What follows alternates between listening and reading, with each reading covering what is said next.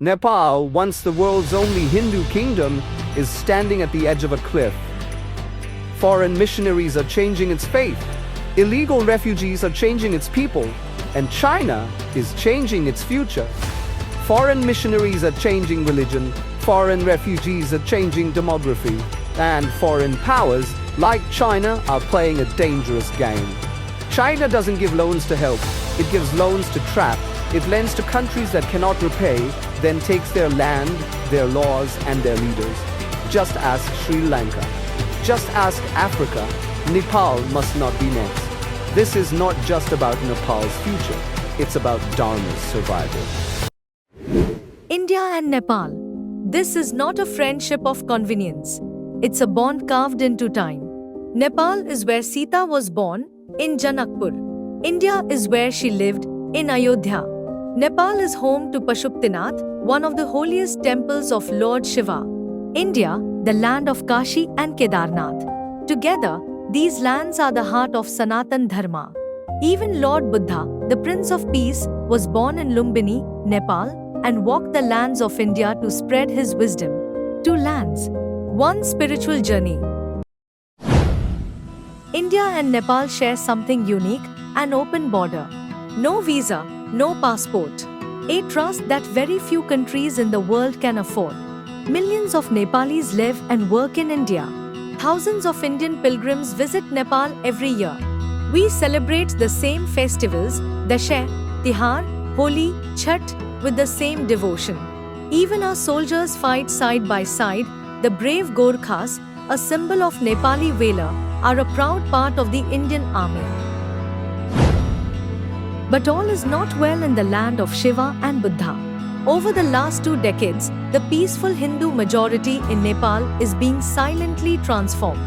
Christian missionary activity, often backed by foreign funding, is rapidly converting poor Hindus, especially in rural areas. Churches are mushrooming in regions that never saw a cross before. And then there's the issue of illegal migration. Rohingya Muslims have entered Nepal through porous borders and are changing the demographic makeup of towns and cities. Reports suggest settlements in Kathmandu, Birganj, and border areas. The cultural identity of Nepal is under quite siege. While India has always respected Nepal's sovereignty, another neighbor is playing a different game. China's shadow over Nepal is growing through infrastructure debt, political influence, and social media propaganda. Roads, railways, and even textbooks are being influenced by Beijing's ambitions. But what China offers in loans, India offers in blood and brotherhood.